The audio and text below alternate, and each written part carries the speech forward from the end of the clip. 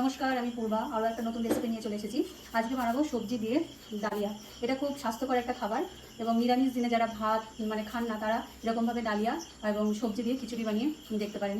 তো চলুন দেখি রেসিপিটা বানাতে গেলে আমাদের কী কী করতে হয়। প্রথমে আমি ডালিয়াটাকে ভেজে নিচ্ছি। ডালিয়া এবং মুগ ডাল আমি একসাথে নিয়ে নিচ্ছি এবং এটা একটু ভালো করে ভেজে নেব।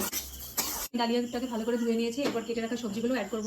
এর ভেতরে আছে আলু, কুমড়ো, বিনস, গাজর, টমেটো, মটরশুঁটি। আপনারা আরও ইচ্ছে মতো সবজি নিতে পারেন। আর চাইলে আপনারা এই সবজিটাকে একটু তেলেও ভেজে নিতে পারেন, কিন্তু আমি ভাজবো না, আমি এইভাবেই দিয়ে দেবো। আমি সবজিগুলোকে সব কিছু ওই প্রেশার কুকারের মধ্যে দিয়ে দিলাম। তারপর আমি দুটো সিটি দিয়ে নেব। এই যে আমার প্রেশার কুকারে বন্ধ করলাম এবং দুটো সিটি আমি দিয়ে নিচ্ছি।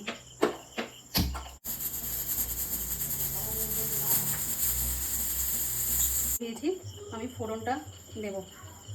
তাতে তেজপাতা, দুটো চেরা লঙ্কা, কাঁচা লঙ্কা, একটা শুকনো লঙ্কা, একটু জিরে আর দুটো এলাচ। কোনো মশলা বাটাবাটিতে যায়নি, একটু নিয়ে নিয়েছি এবং কিছু গুঁড়ো মশলা অ্যাড করবো। প্রথমে আমি একটু ধনের গুঁড়ো, একটু লাল লঙ্কার গুঁড়ো,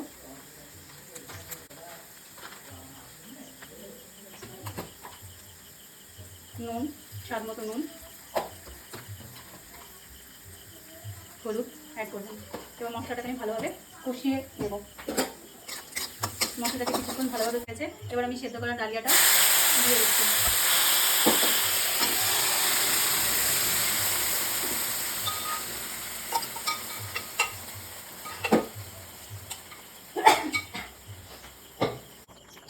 আমার নুন লাগবে, আমি টেস্ট করে দেখলাম, সেটা একটু স্বাদ মতো নুন অ্যাড করছি এবং আগে থেকে ভেজে রাখা যে জিরে গুঁড়োটা সেটা অ্যাড করলাম।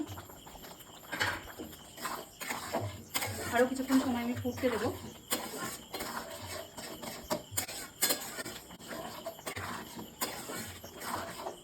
এবং এর ভেতরে আমি কিছুটা ঘি অ্যাড করছি। আমি এটা সম্পূর্ণ নিরামিষ প্রসেসে করছি। যদি আপনারা এখানে পেঁয়াজ কিংবা রসুন অ্যাড করতে চান তাহলে আপনারা করতেই পারেন।